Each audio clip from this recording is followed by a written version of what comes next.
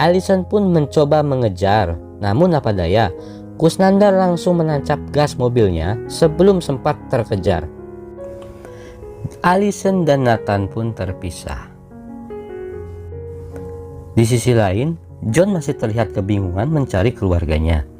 Dia berjalan keliling kota sambil mencari mobil yang bisa dia colong. Di tengah perjalanan, John melihat sekelompok manusia yang sedang berpesta, seolah pasrah menyambut datangnya komet yang akan memusnahkan daratan bumi. John terus berjalan menyisir kota hingga akhirnya John bertemu supir endut dan mendapat tumpangan ke arah Kanada. Selama perjalanan, dia berbincang dengan seorang penumpang yang baik hati. Dari situlah John mengetahui rencana pemerintah perihal pesan rahasia yang diterima John. Pria itu menjelaskan di mana lokasi shelter pengungsian itu, yaitu di Greenland. Pria itu pun menjelaskan tujuannya menuju pangkalan udara Kanada karena dia punya teman-teman di dalam militer. Dari sana dia akan pergi ke Greenland dan mencoba masuk ke dalam bunker yang dipersiapkan oleh pemerintah. Mendengar informasi itu, John belum menanggapi secara serius karena pikirnya informasi seperti itu nggak mungkin bocor ke sembarang orang. John berpikir, dia mah apa tuh, membaca aja sulit. Karena lelah, akhirnya John pun tertidur. Saat terbangun, ternyata dari tadi salah satu penumpang memperhatikan John.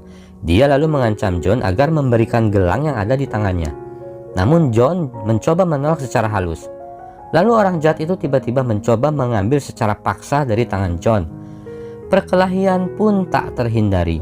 Baku hantam di dalam truk terjadi, sehingga menyebabkan truk oleng dan si driver mengerem mendadak, sehingga mobil pun ngepot dan membuat seluruh penumpang belakang truk terlempar keluar. Saat terlempar, John dan penumpang jahat itu kembali beradu hantam, hingga akhirnya John berhasil memukul kepala orang tersebut dengan palu, dan seketika itu pun dia tewas. Moral syah. Saat kembali menuju truk, terlihat orang baik yang tadi menyampaikan informasi penting tersebut telah meninggal dunia. Akhirnya John kembali melanjutkan perjalanan ke Kanada. Di adegan lain, Nathan yang diculik Pak Kusnandar tiba di pangkalan militer.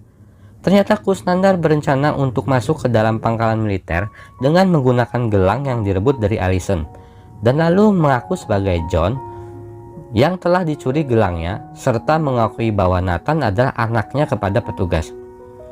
Saat mereka tiba di gerbang pemeriksaan pangkalan militer, takdir berkata lain. Gagasan mereka hancur berantakan. Di luar dugaan, Nathan tiba-tiba berteriak kepada pasukan penjaga bahwa Kusnandar dan Sumiati bukanlah orang tuanya. Nathan menjelaskan bahwa dia diculik oleh mereka berdua. Mereka mencoba berkelit, namun tak bisa, karena sejatinya kebenaran akan selalu menang dan sementara kejahatan akan selalu sirna. Kusnandar dan Sumiatia pun ditangkap oleh petugas dan Nathan diamankan ke tenda pengungsian medis. Shin berlari ke Allison yang terpisah dari anaknya.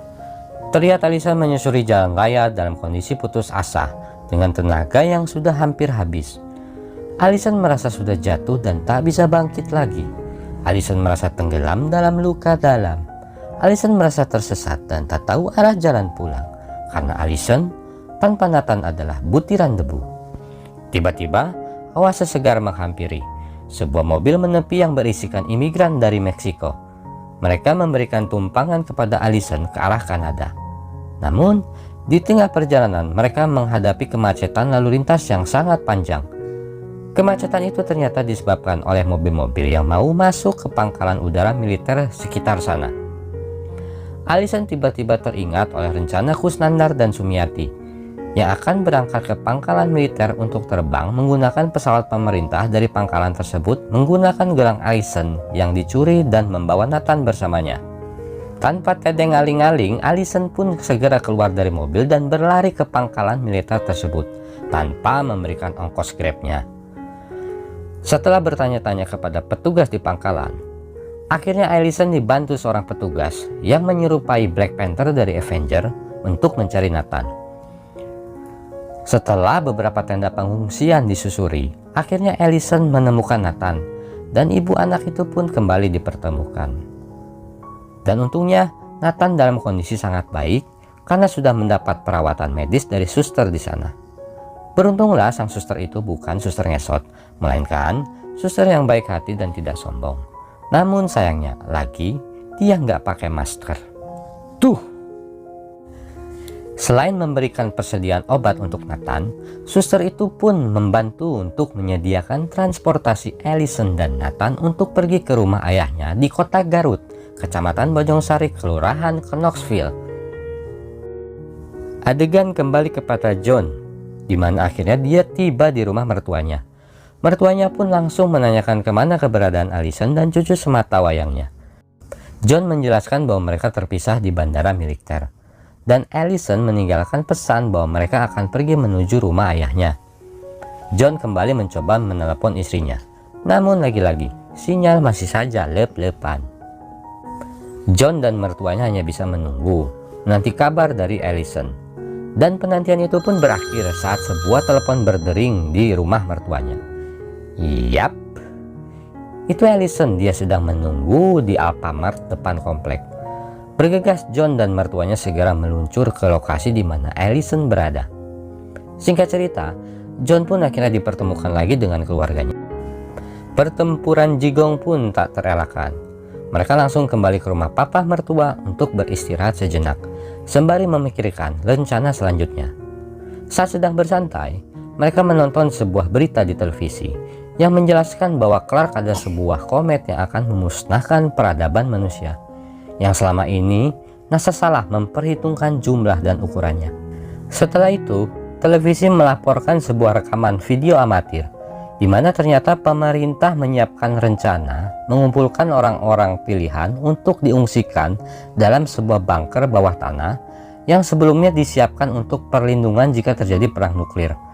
Berita itu menjelaskan posisinya ada di Greenland.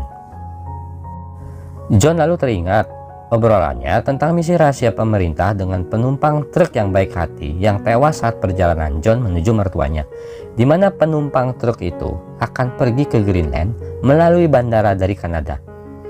Tanpa pikir panjang, John pun membicarakan rencananya itu kepada istrinya. Singkat cerita, Allison pun menyetujuinya, dan karena dikejar-kejar waktu, mereka segera berkemas dan berangkat langsung menuju Kanada.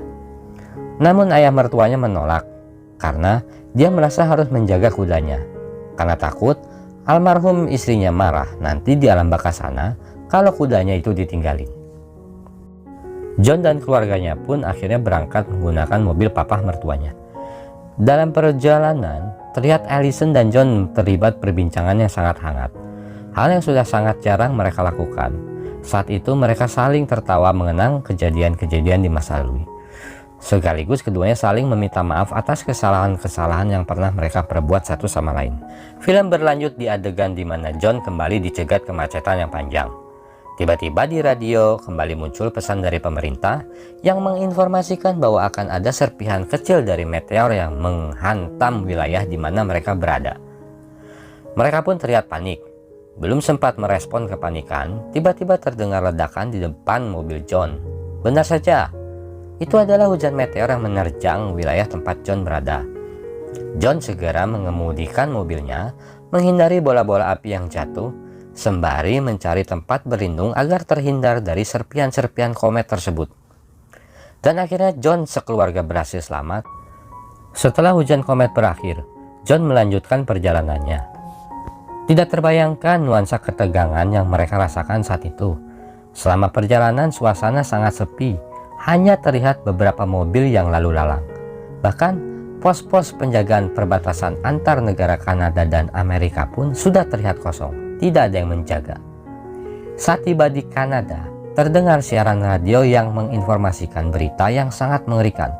Sebuah pernyataan resmi dari NASA, di mana berita itu menjelaskan bahwa hanya dalam beberapa jam, sebuah meteor dengan ukuran 9 mil, jauh lebih besar dari ukuran komet yang memusnahkan dinosaurus, akan masuk ke atmosfer bumi dan diprediksi akan menghantam Eropa bagian barat.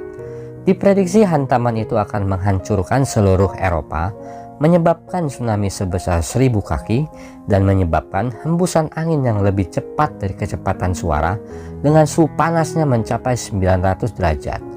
Wow, sungguh mengerikan.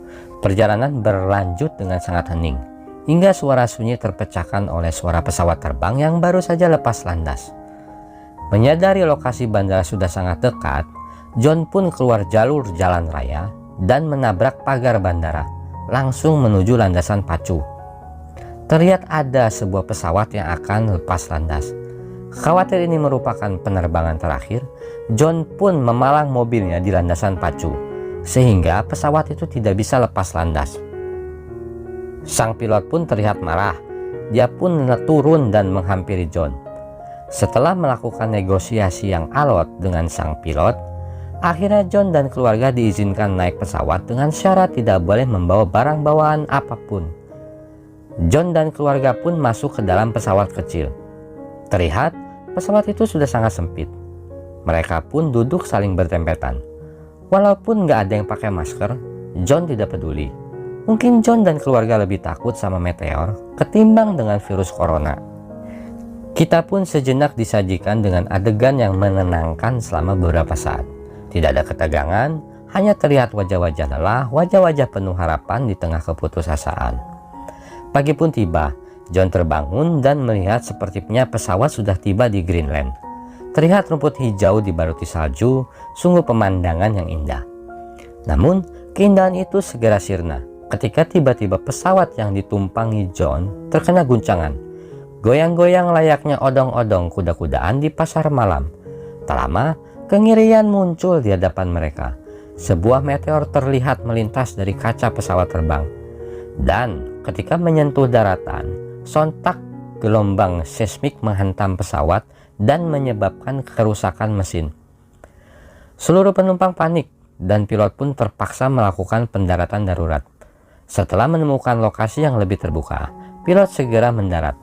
Namun malang bagi sang pilot, pesawat mereka terhenti karena bagian depan pesawat menabrak gunung es yang menjulang tinggi. Si pilot pun sekarat karena badannya tertusuk bongkahan es. John mencoba menyelamatkan sang pilot, namun karena kondisinya sudah sangat mengenaskan, si pilot pun mengatakan kepada John. Merasa sudah mendapat restu, John pun meninggalkan si pilot dalam keadaan sudah meninggal dunia. Tak lama seluruh penumpang turun termasuk John. John menginstruksikan seluruh penumpang untuk mengikutinya. Karena saat yang lain terlelap tidur, si John sempat melihat sebuah pesawat militer terlihat seperti akan mendarat. Mereka pun bergerak mengikuti John. Alhamdulillah, di tengah perjalanan mereka bertemu truk militer. Seluruh penumpang pun diangkut dan segera dibawa ke bunker rahasia untuk berlindung, karena komet Clark akan segera memasuki atmosfer bumi. Rombongan John pun tiba di bunker rahasia. Terlihat petugas militer yang heboh sendiri mengatur orang-orang di sana untuk masuk ke dalam bunker. Sesaat sebelum masuk ke bunker, hal mengerikan pun terlihat. Iya, terdengar ledakan keras dan terlihatlah sebuah komet dengan ukuran sangat besar memasuki atmosfer bumi. Detik-detik kepunahan manusia pun akan segera terjadi. John hanya bisa olohok melihat komet itu. Lalu dia disadarkan petugas militer agar segera masuk dan tidak melihat meteor itu. Para petugas militer mendorong semua penduduk sipil masuk agar pintu bunker dapat segera ditutup. Semua berlari-lari berlomba menuruni tangga menuju lantai dasar bunker. Tidak terbayang perasaan yang dirasakan oleh orang-orang yang ada di dalam bunker saat itu. John pun tiba di ruang paling bawah bunker. Tiba-tiba suasana hening. Muncul suara teriakan dari pemancar suara.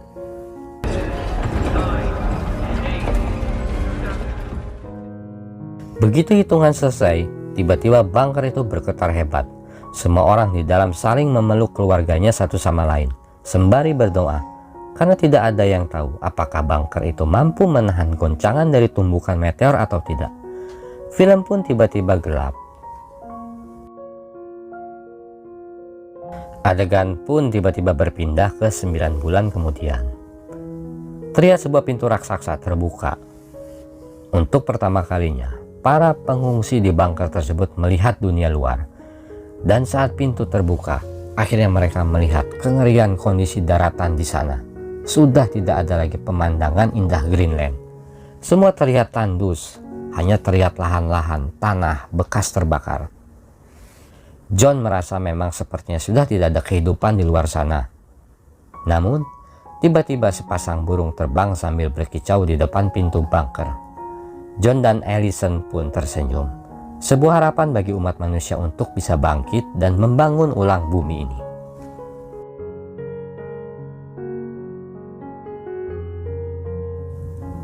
Adegan berlanjut dengan memperlihatkan bumi dari luar angkasa. Di sana terlihat lubang-lubang besar bekas hantaman komet Clark. Terdengar pula sahutan-sahutan radio dari berbagai belahan dunia, termasuk dari Greenland. Ternyata banyak bunker-bunker serupa di belahan dunia lainnya. Dari sahutan itu pun terdengar pembicaraan bahwa kondisi alam bumi sudah mulai pulih. Sudah tidak ada lagi radiasi dari meteor sehingga manusia sudah bisa bernafas di alam bebas. Dan film pun berakhir. Bagaimana teman-teman? Filmnya seru bukan?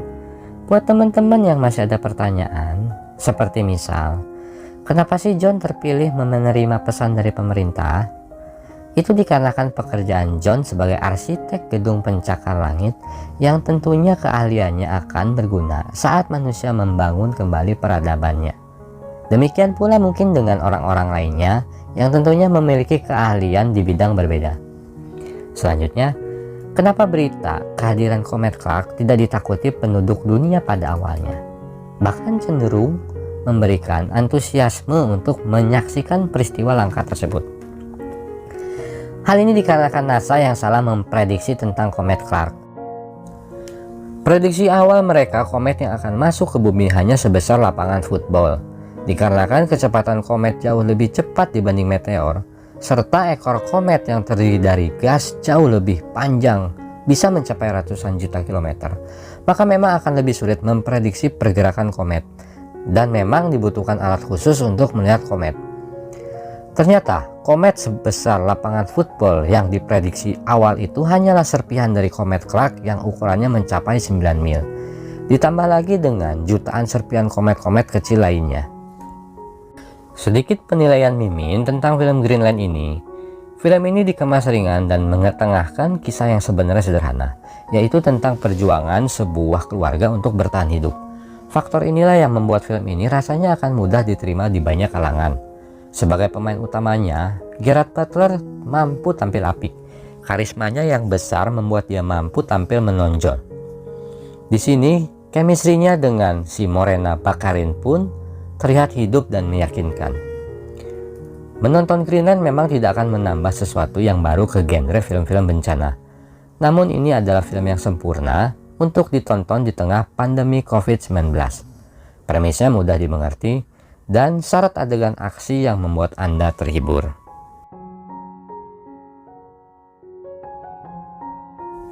Ya, sekian saja review film Greenland dari Mimin. Buat teman-teman yang masih penasaran dengan filmnya, Mimin pastikan teman-teman akan mengalami sensasi kengerian yang luar biasa. Ya, sedikit banyak kita ambil itibar baiknya, agar kita semua semakin mendekatkan diri kepada Sang Maha Kuasa, karena tentunya kiamat itu adalah suatu peristiwa yang akan terjadi, tinggal masalahnya kapan waktu terjadinya. Akhir kata, Mimin undur diri. Terima kasih sudah menonton. Sekali lagi jangan lupa subscribe dan pencet loncengnya supaya teman-teman nggak ketinggalan video-video lainnya dari channel ini. Assalamualaikum warahmatullahi wabarakatuh.